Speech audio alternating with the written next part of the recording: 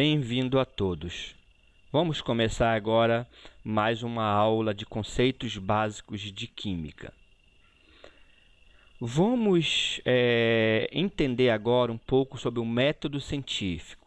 Não vamos aprofundar muito essa temática, pois ela é explorada novamente em cursos superiores, você vê com mais detalhes essa metodologia científica. Dependendo do curso que você vai fazer, curso superior, você vai tocar muito nesse assunto, a metodologia científica. Aqui no ensino médio a gente faz um breve resumo, tá? A gente toca em alguns pontos fundamentais para você já ter uma prévia da metodologia científica, já entender o que seja isso. Primeiramente, a metodologia científica ou o método científico é importante.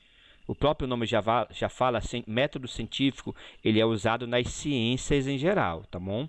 Qualquer ciência, ela faz uso dessa metodologia científica, que existem várias metodologias científicas, não existem só uma, tá? A metodologia científica, ela consiste na observação sistemática, então existe todo um sistema, toda uma metodologia nesta observação, então é uma observação sistemática e controlada, né? Você controla essa observação, você tem experiências também, tá?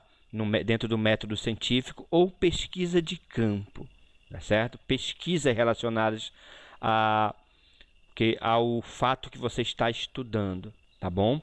Então, tudo isso consiste em sistemas utilizados pelo método científico.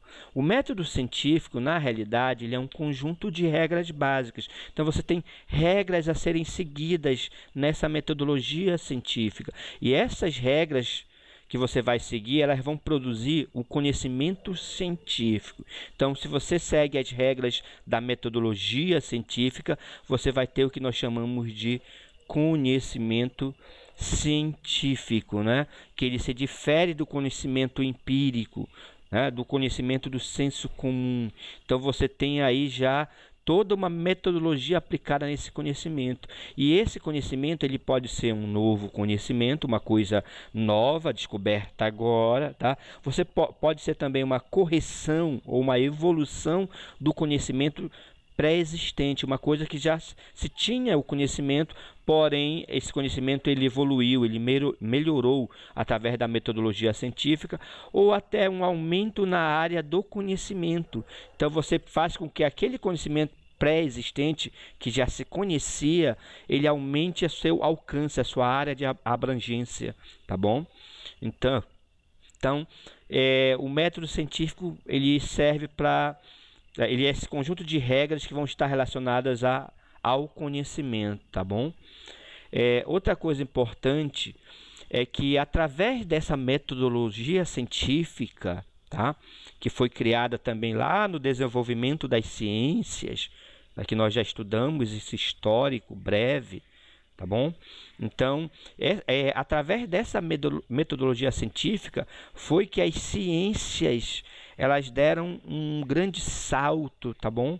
Certo? Elas evoluíram bastante após a utilização dessa metodologia científica, desse método científico nas ciências, e houve aí uma diferenciação muito grande no conhecimento obtido pelas ciências e também uma evolução nesses conhecimentos, tá? Uma evolução bem notória nesses conhecimentos científicos. A física, a química evoluiu bastante após a aplicação dessas metodologias, tá? Desse método científico, tá bom? Então isso é importante. Então esse método usado nas ciências, o uso da metodologia científica, ela estabeleceu as bases lógicas do conhecimento, tá?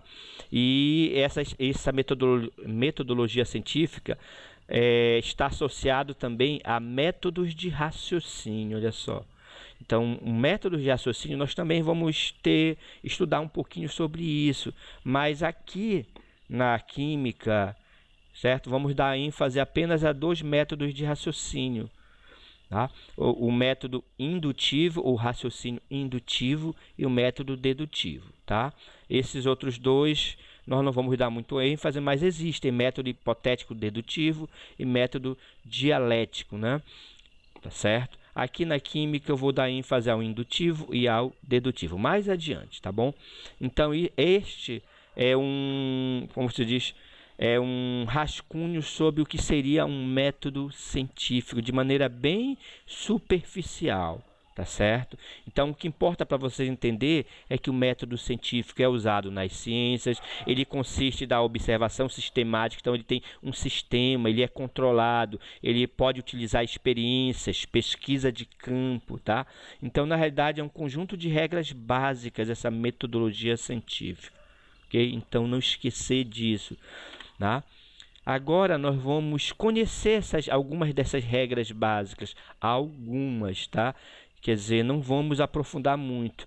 Então, aqui eu separei 5 etapas de um método científico, 5 etapas, né?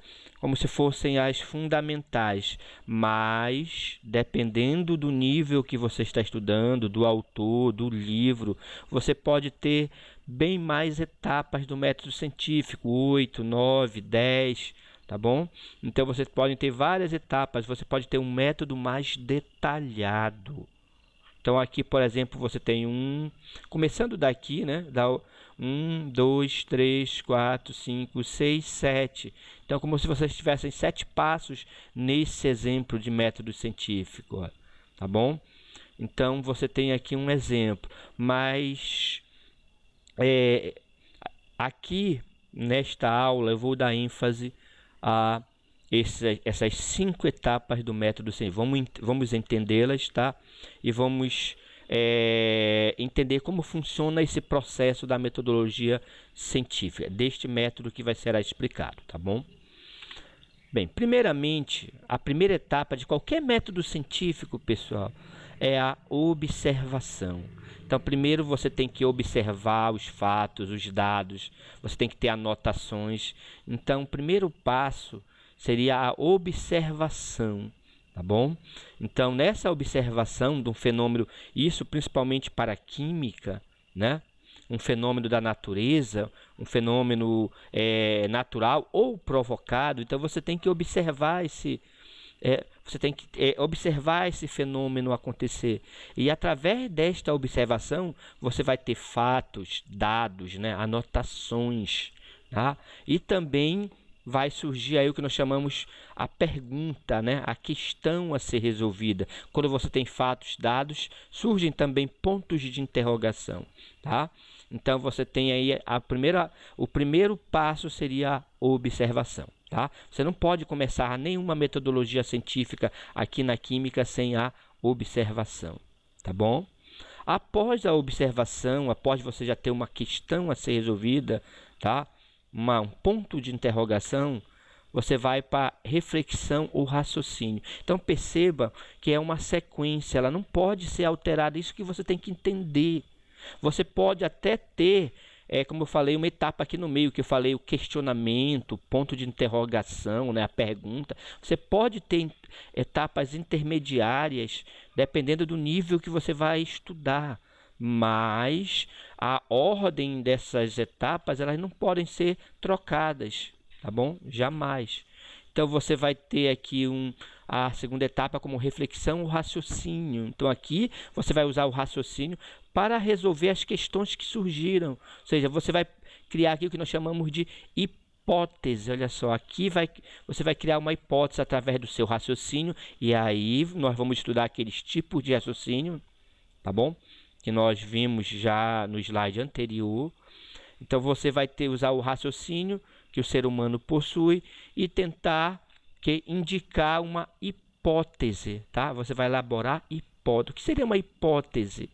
Seria uma tentativa para explicar aquilo que você observou. Você já observou aquele fato, né? Já tem dados anotados, você já tem coisas anotadas sobre aquele fenômeno, e aí você vai tentar explicar aquele fenômeno usando os raciocínios. Aqui na química nós vamos usar principalmente o indutivo e o dedutivo, mas existem outras formas de raciocínio. mas aqui nós vamos usar o dedutivo e o indutivo, tá bom?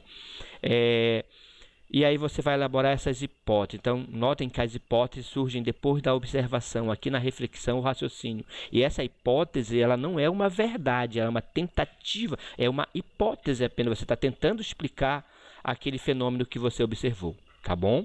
São o que nós chamamos de ideias, né, para explicar. Então, você tem já uma hipótese formada. Após você ter uma hipótese, você avança para experimentação. Isso porque a química, olha só, como nós já vimos em aulas anteriores, é uma ciência experimental, tá bom? Então, sendo uma ciência experimental, aqui você vai realizar o que nós chamamos de experimentos, né? A experimentação. Então, aqui você vai ter a próxima etapa, que seria a experimentação. Você realiza diversos experimentos controlados, tá ok? Adequados, para a verificação das hipóteses. Você vai tentar verificar se aquela hipótese é verdadeira ou falsa, tá certo? Então, é assim que funciona a metodologia científica. O que é que vai acontecer? A hipótese que você tinha, ela pode ser verdadeira ou ela pode ser falsa. Quem vai determinar isso é a experimentação. Tá certo? É fazendo experiências para provar a sua hipótese. Se você não conseguir prová-la, ela vai ser uma hipótese falsa, tá bom? Porque as experiências não provaram a sua hipótese. Então, é uma hipótese falsa, tá? Agora, se a experimentação comprovar a veracidade da sua hipótese, que aquilo que você pensou está correto, você avança na metodologia científica. Agora, se a experimentação não comprovar, você não pode avançar. Então, você volta de novo para a observação para começar o método científico novamente. Observar de um outro ângulo, com uma outra visão, já que você já sabe que aquela primeira hipótese ela não era mais verdadeira. Então, você já eliminou uma hipótese, né? Você já eliminou um pensamento. Não é aquilo, tá? Então, se não é aquilo, você já vai observar com outros olhos novamente o fato, né? O fenômeno, certo? É assim que funciona. Aí você vai para a reflexão, o raciocínio, já pensa numa outra ideia, numa outra hipótese, aí faz experimentos novamente. Então, deu falso novamente, volta e fica. Então, é uma tentativa e erro. O método científico funciona através disso. Então, nem sempre o cientista acerta.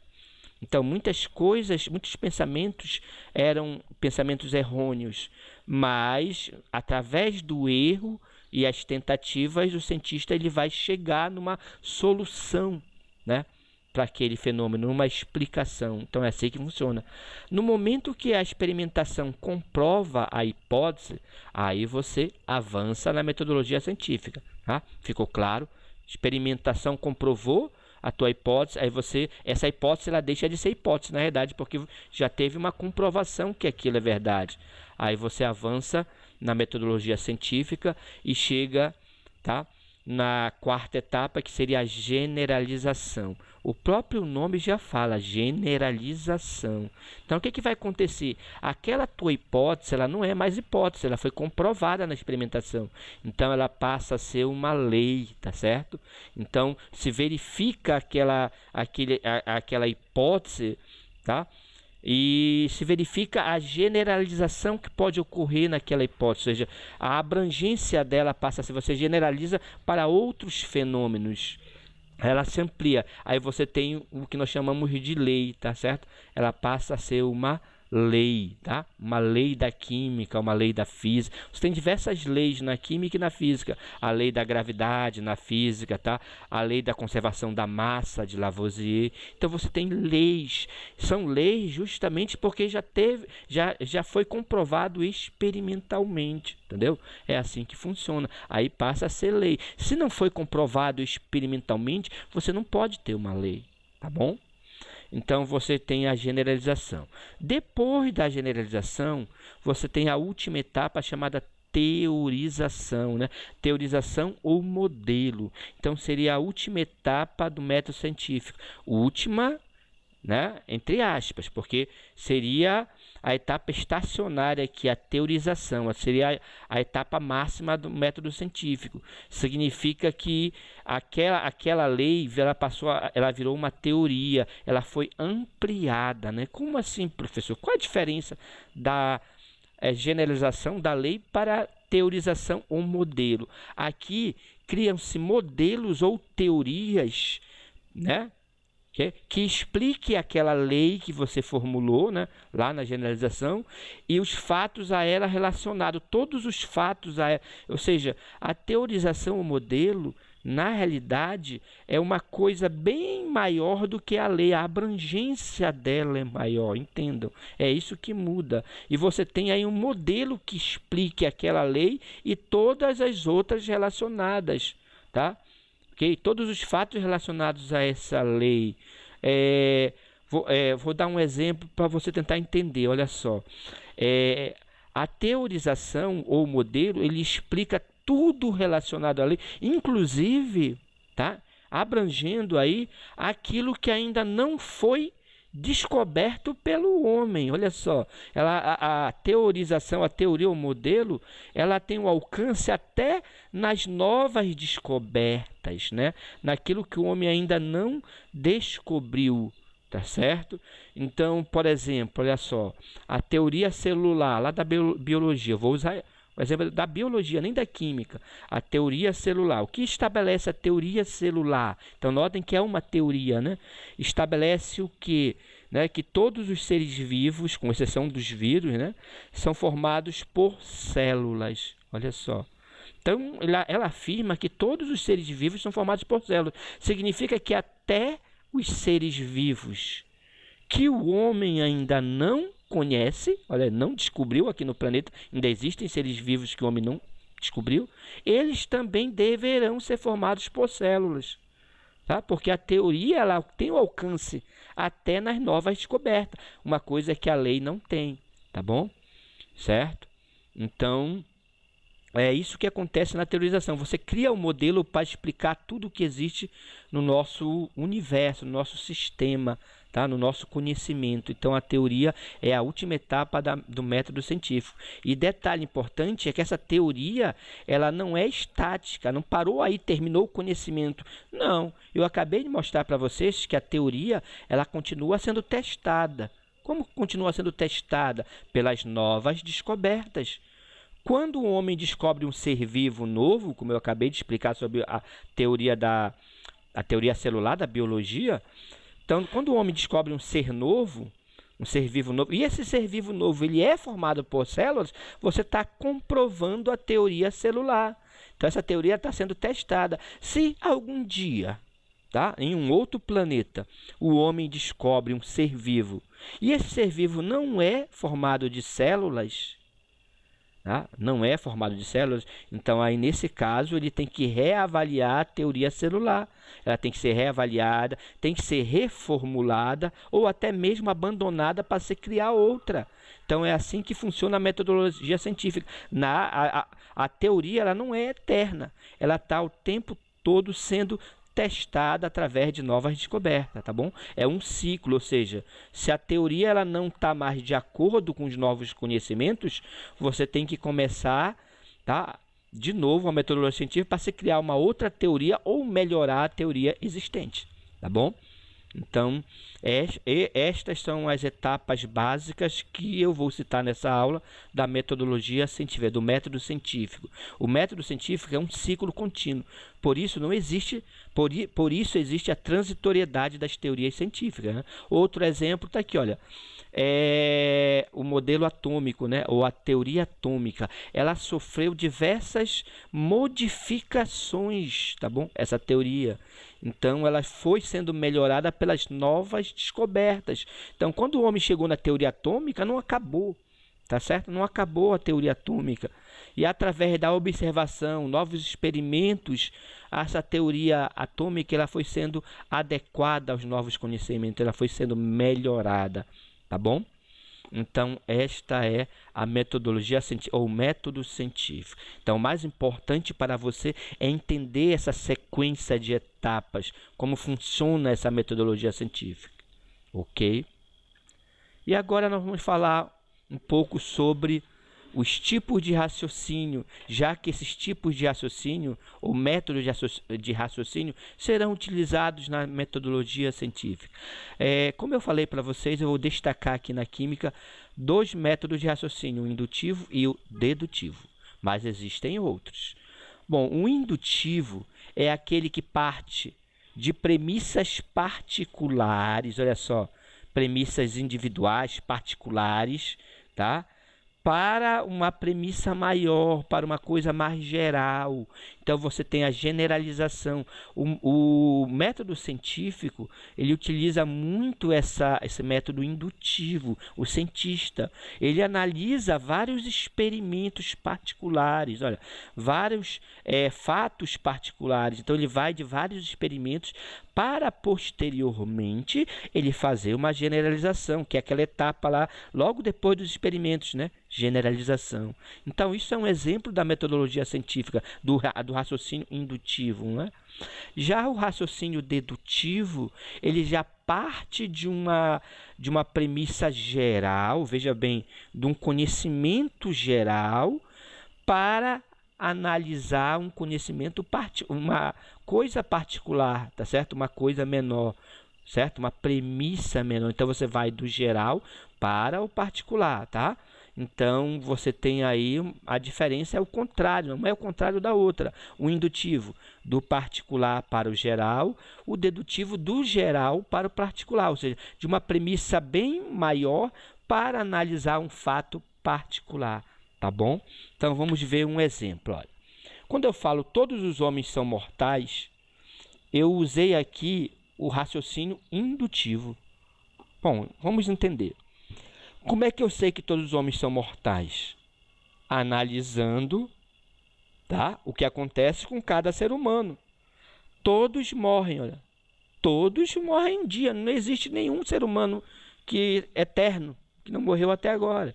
Então, todos os seres humanos morrem. Então, eu estou analisando casos particulares de cada ser humano. Todos os seres humanos morrem, todos os homens morrem, né? Então, se todos os homens morrem, eu vou fazer uma premissa geral, né? Todos os homens são mortais. Então, isso é um exemplo do raciocínio indutivo. Você analisa fatos particulares para chegar no fato geral. Todo metal é bom condutor de calor e eletricidade. Como é que eu chego, tá? Como é que eu cheguei nessa generalização? Analisando casos particulares. Eu analisei o ferro, eu analisei o alumínio, eu analisei o chumbo, tá bom? Eu analisei o zinco. Então, analisando metal por metal, né? Eu vou chegar no momento que eu posso generalizar. Eu estou analisando casos particulares e estou vendo que todo metal é bom condutor de calor e eletricidade, tá bom? Então, esse é um exemplo de pensamento indutivo, tá? O dedutivo já é o contrário. Você já tem uma premissa geral para analisar um fato particular. Olha só, o Astrogildo vai morrer. Eu não estou falando de todo mundo, eu estou falando do Astrogildo. Desse doido aqui, desse cara, ele vai morrer. Agora, como é que eu sei que ele vai morrer? Porque todo ser humano, notem, eu já estou partindo aqui de uma premissa geral. Eu sei que todo ser humano morre. Então, um dia ele vai morrer, não tem jeito. É uma afirmativa que eu sei que ele vai morrer, porque, tá bom? Todo ser humano morre. Então, notem, para eu chegar nesta situação, do saber que o astrogildo vai morrer, eu estou me baseando no conhecimento geral, tá? Eu estou me baseando no conhecimento geral para fazer uma premissa particular de, tá, apenas, certo, uma pessoa. Eu estou afirmando que uma pessoa vai morrer através de uma premissa geral, que todo ser humano morre. Deu para entender a diferença? Então, seria isso. Olha outro exemplo aqui, aquele do metal, né? Um material X, olha só, o material X, já não estou falando de todos os metais, é um material X. Ele é um metal, pois é bom condutor de calor e eletricidade. Então, eu já estou falando que esse cara é um metal baseado num conhecimento geral. Qual é o conhecimento geral que eu tenho? Todo metal é bom condutor de calor e eletricidade. Isso não é um conhecimento geral, uma premissa geral? Então, se todo metal é bom condutor de calor e eletricidade, aquele material X, ele é um metal, pois ele é um bom condutor de calor e eletricidade. Então eu me baseei em uma premissa geral para analisar um fato particular, alguém em particular, tá bom? Então é essa a diferença entre pensamento indutivo e pensamento dedutivo, tá? De forma bem simples para entender seria isso, tá ok?